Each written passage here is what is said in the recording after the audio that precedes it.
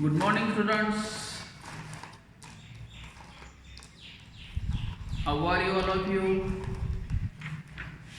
Okay, I hope you are happy and healthy. Okay, so today we are understanding. Let's discuss. Okay, so here is on page number 28.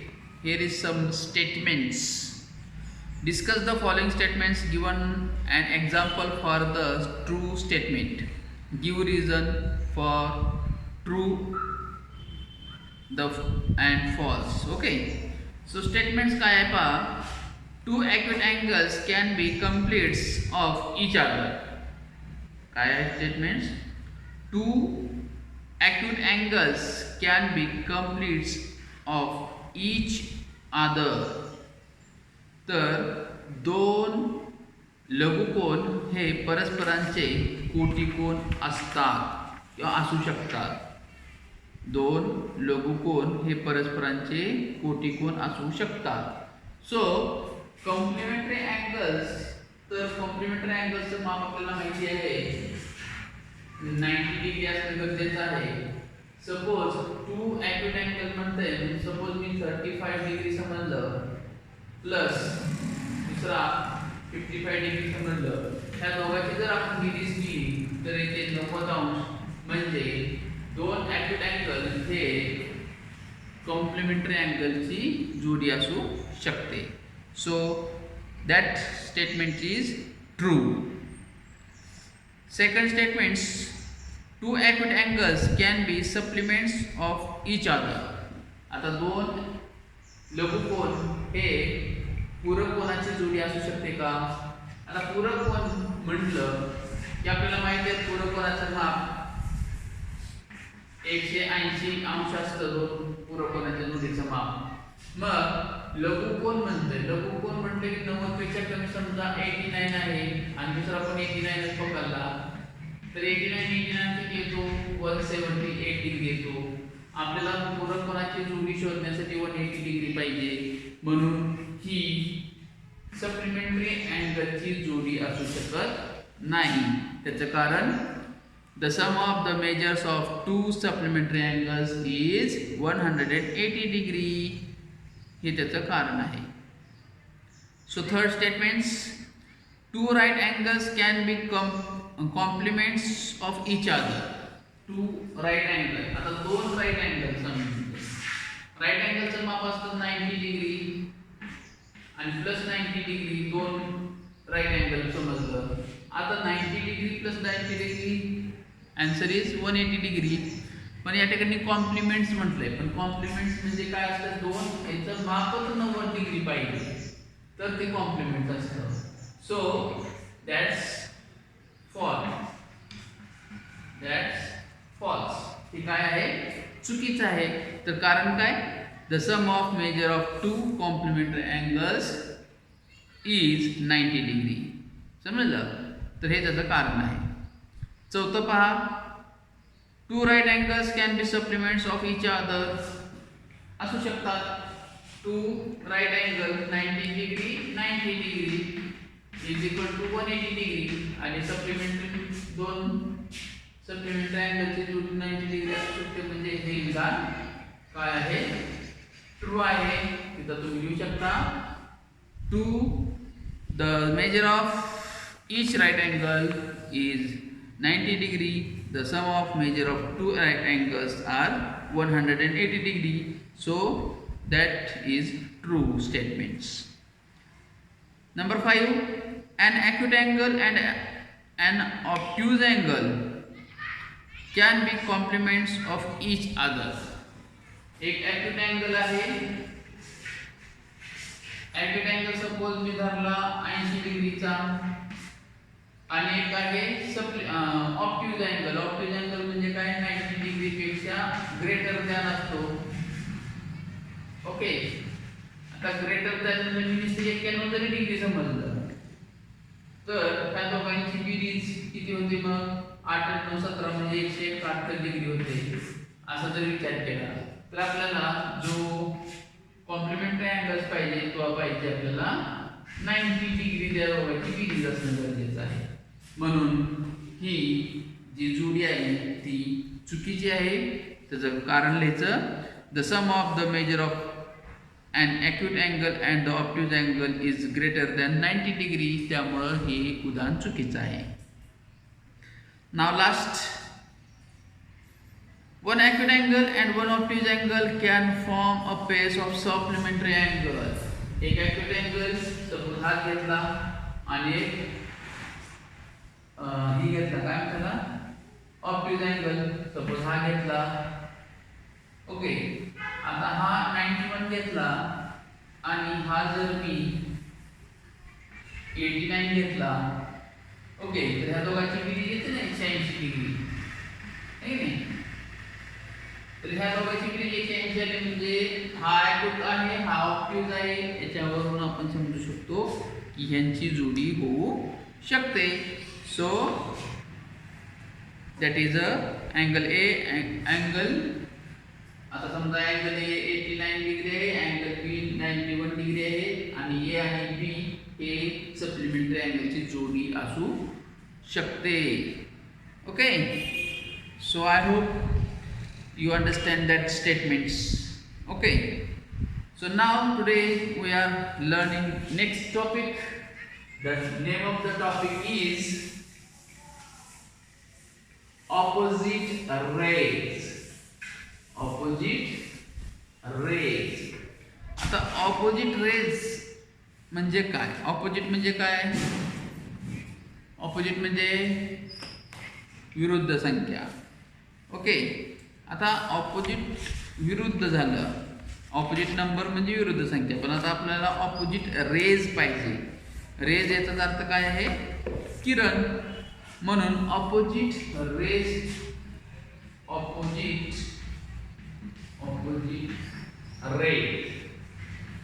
Raise म्हणजे किरण. आता किरण शिकत असताना आपण 6वीला पाहिलेलं आहे की हा एक शिरोबिंदू आहे आणि या शिरोबिंदूपासून एक ॲरो काढून असा बी सी नावाचा एक किरण तयार होत असतो. हे आपण 6वीला किरणाच्या आकृती शिकलेलो आहोत. आता ऑपोजिट किरण कसा असतो ते पाहिजे. तर पहिल्यांदा एक आकृती या ठिकाणी काढून दाखवलेली आहे. पहा, हा शिरोबिंदू आहे, या ठिकाणी ए आहे, शिरोबिंदूचं नाव बी आहे आणि त्याच्यातून असा एक सी निघालेला आहे. तर हा एक किरण अँगल आहे. So name of rays in the figure along side. याचं नाव लिहायचं. किरणचं नाव लिहायचं म्हणजे की रे बी ए आणि दुसरा रे बी सी. हे झाले किरणांचे दोन नाव. Name the origin of the rays. Origin कोणता आहे? तर पॉइंट बी आहे. And name the angle in figure. आता अँगलचं नाव लिहायचं. So angle A B C असू शकतो किंवा अँगल सी बी ए, असं दोन्ही पद्धतीनं तुम्ही नावं लिहू शकता. या ठिकाणी काही अडचण येणार नाही. नाव second, here is straight line. अशी एक स्ट्रेट लाईन आहे बी ए सी आणि हा अँगल असं दाखवलेला आहे स्ट्रेट अँगल. तर पहा या ठिकाणी the name of angle in the figure. अँगलचं नाव सांगितलंय. तुम्ही अँगल ए बी सी लिहू शकता किंवा अँगल सी बी ए सुद्धा लिहू शकता. और दोन्हीपैकी एक नाव लिहायचं. त्यानंतर name the rays whose origin is point B. हा ऑरिजिन आहे बी, तर रेचे नाव लिहा. तर रे बी ए आणि दुसरा आहे रे बी सी. हे दोन नाव रेचे तयार झाले.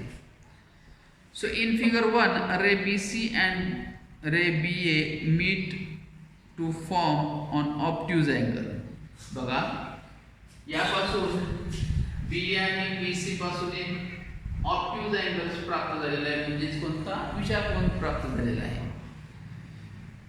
Find the figure second. Ray B C and B A meet form a straight angle हा स्ट्रेट अँगल तयार झालेला आहे. BA आणि BC पासून हा एक सरळ रेषा तयार झालेली आहे, सरळ अँगल, सरळ कोन तयार झालेला आहे.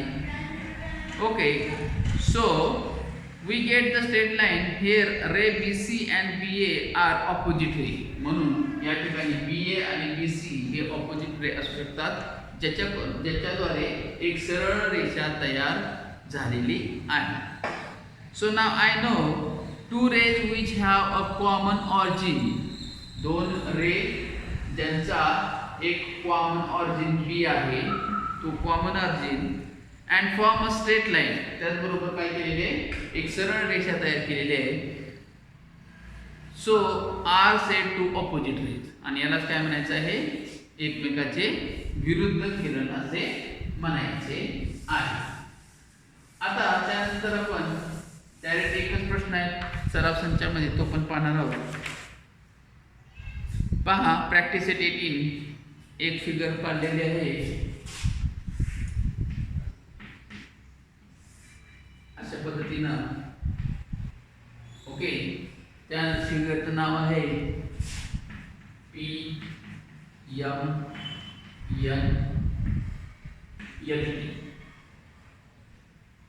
PMNLT. प्रश्न काय आहे पहा, name the pairs of opposite rays in the figure along side. दिलेली जी फिगर आहे त्या फिगरमध्ये असणारे ऑपोजिट रेजच्या जोड्या. तर पहा, ऑरिजिन आहे, हा एक किरण तयार झाला, त्याला नाव द्या आपण रे PM. आता ऑपोजिट म्हणजे विरुद्ध काय असणार आहे, हा असणार आहे, म्हणजेच काय, रे PL. ही झाली पहिली जोडी. आता या ठिकाणी हा समजला रे PT, याच्या विरुद्ध काय असणार आहे, रे PN. Ray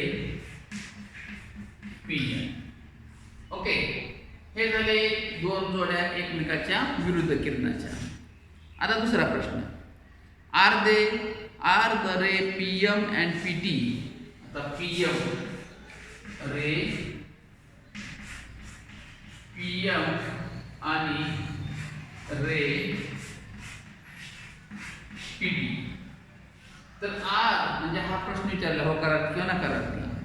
R the ray PM and PT opposite ray. हे एकमेकाचे ऑपोजिट रे आहेत का, हा PM आणि हा PT आहे. आणि PM आणि PT पासून आपल्याला काय व्याख्या सांगितलेली आहे, जर ती सरळ रेषा स्ट्रेट लाईन तयार होत असेल तरच ते एकमेकाची काय असू शकते, विरुद्ध किरण असू शकतात, म्हणजे ऑपोजिट रे असू शकतात. So he doesn't make straight line, so ray PM and ray PT and PT is not opposite